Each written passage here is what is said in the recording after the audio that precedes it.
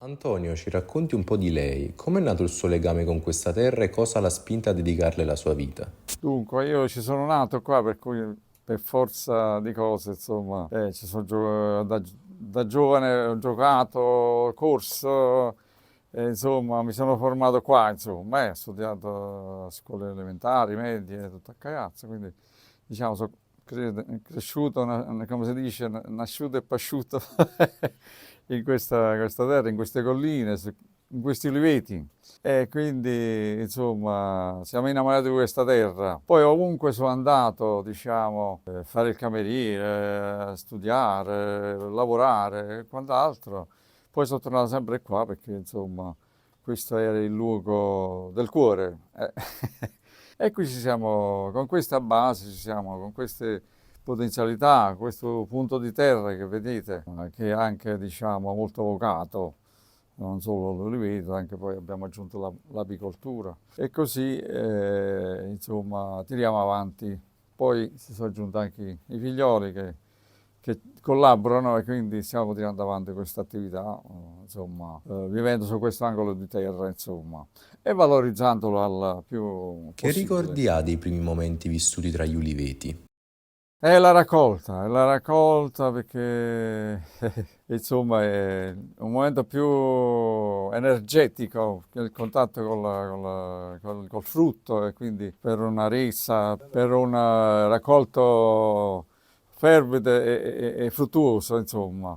Perché non tutti gli anni poi sono gli stessi, c'è l'anno di scarica, l'anno di carica, l'anno scorso abbiamo avuto la carica e siamo andati molto bene, quest'anno si aspetta una scarica, quindi diciamo, purtroppo faremo prima, lavoreremo di Cosa meno. rappresenta per lei oggi l'ulivo sia dal punto di vista simbolico che quello affettivo? Per noi è tutto perché purtroppo poi non a caso insomma, abbiamo aggiunto tante cose, il laboratorio per confezionamento, ci siamo specializzati ecco, nel settore dell'oliva, ne facciamo 10 ricette almeno e poi personalizzate e quindi ramificate in più cose, tra cui anche la polvere d'oliva, a seconda delle richieste che ci fanno i vari cuochi, diciamo, Cosa specializzati. distingue l'oliva cagliazzana dalle altre varietà di olive? Dunque, l'oliva cagliazzana è molto più sapida, poi c'ha l'osso piccolo e leggermente acidula e molto, diciamo, rende molto con la polpa, quindi si deve scegliere. Poi c'è il calibro giusto per adattarla a ogni pasto, al baccalà, alla scarola, allo spaghetto e quant'altro, sempre con abbinate i pomodorini e tutte le cose della dieta mediterranea, della nostra cucina mediterranea. Quindi diciamo, è il fiore all'occhiello per la cucina nostra. La grossa invece si adatta solo per l'antipasto, però poi ha bisogno di vari trattamenti per addolcirlo perché c'è molta polpa e molto dura, e quindi invece la nostra solo acqua e sale, come si faceva una volta, e la utilizziamo già al quinto, sesto mese, Ci può salamoia. descrivere il ciclo produttivo delle olive cagliazziane dalla raccolta alla trasformazione?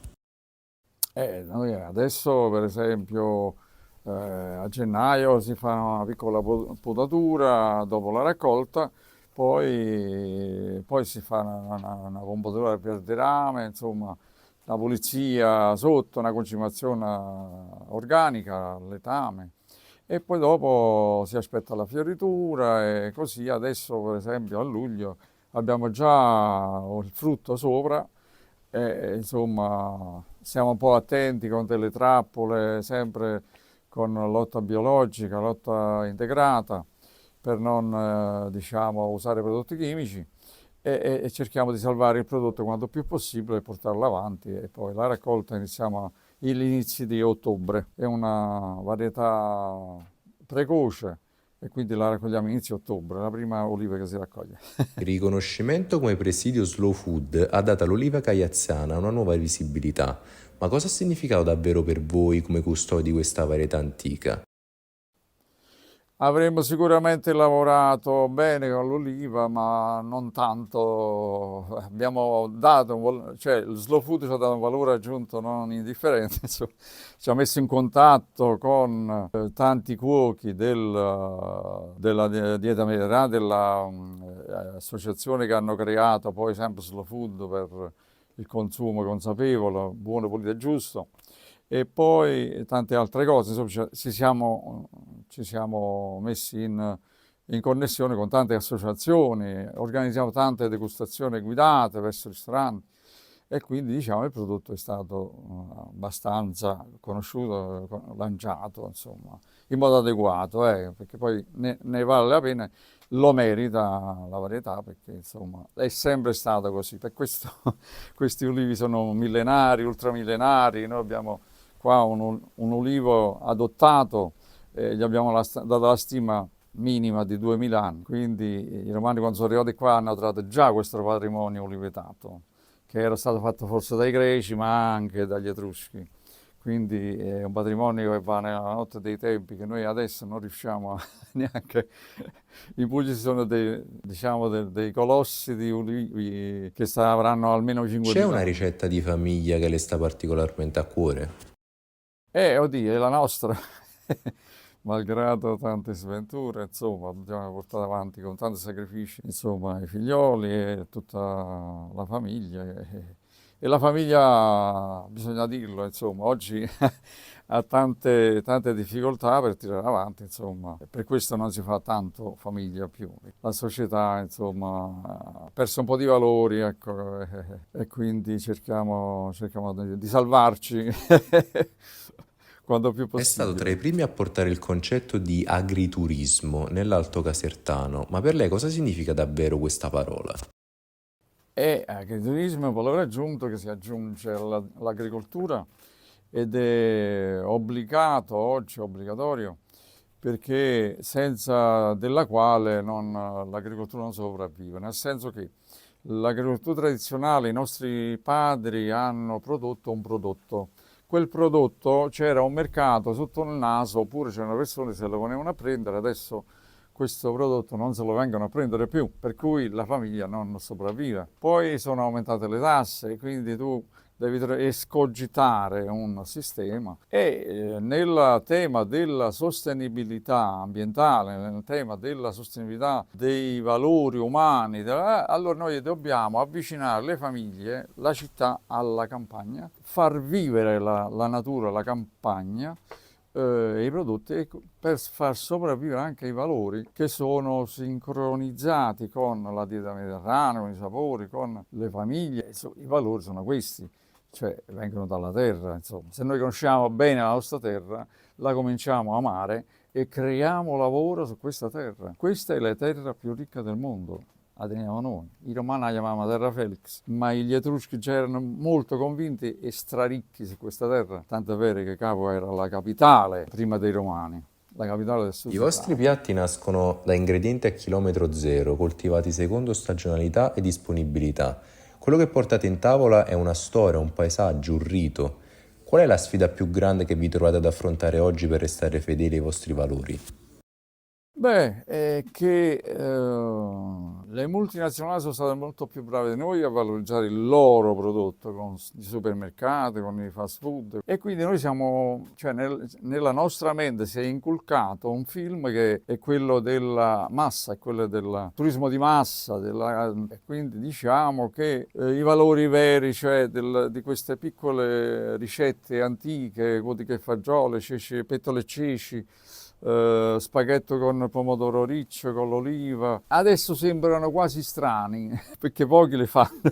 E allora si inventa qualche sacra. Ecco, io penso di fare una sacra a settembre dell'oliva caiazzana per abbinarla, ecco, come ricette antiche al pomodoro riccio, all'oliva, a tante altre cosine, a scarola, il baccalà. Che non si Quali sono diceva i una volta. sapori che non mancano mai nella vostra cucina, quelli che più parlano di voi?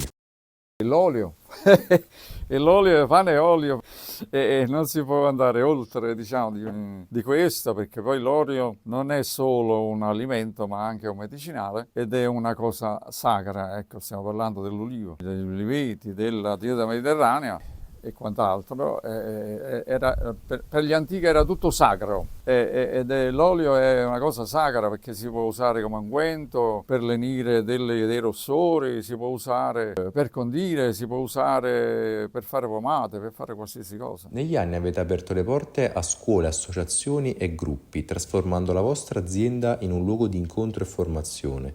Come nasce il desiderio di questo dialogo attivo tra agricoltura e comunità? Quella è una filosofia, io il contadino lo chiamo piccolo scienziato, perché ha praticità di innesto, di comunicazione con la socialità, quindi comunicazione con la gente, spiegare i cicli di lavorazione, quindi raccogliamo un prodotto, lo trasformiamo, abbiamo anche il frantore qua, quindi abbiamo le api e quindi il laboratorio di estrazione, quindi diciamo il laboratorio di confezionamento delle olive, quindi quando viene la persona si rende conto immediatamente, anche solo a guardare, di un ciclo completo di Dopo tanti lavorazione. anni di lavoro tra ulivi e persone, cosa spera davvero di lasciare a chi incontra questo luogo, anche solo per un giorno? Rimane molta gente mi ringrazia perché io viva, diciamo. Grazie per esistere, mi dicono, di quanto comunichiamo. Io poi inizio il mio percorso sotto l'olivo maschio, che sarebbe quello là, a monte delle olive femmine, perché quando fiorisce i pollini vanno tutti verso il basso, no? Col vento, con le api, gli insetti, e quindi vanno a impollinare. Questo è proprio, diciamo, il periodo ai 15 maggio, quando gli amori degli uliveti e delle piante, perché poi i pollini sono l'amore delle piante, insomma, stanno tutti in amore. È una cosa bellissima. Questa terra, se la capissimo, ma anche il nostro organismo, se lo capiamo bene, ce ne innamoriamo e quindi poi diventiamo tutto una cosa. A noi piace questo, il passaparola, non la pubblicità di massa, non siamo su Facebook, anche YouTube disdegniamo un po', la TV l'abbiamo proprio buttata. E quindi i mezzi, quanto sono troppi di comunicazione, poi si sfalsano le verità, cioè contatto diretto con le persone, con le cose, con l'ambiente, con l'acqua, con le varie materie che ci circondano, perché così solo si diventa sostenibile, cioè puoi toccare con mano la verità.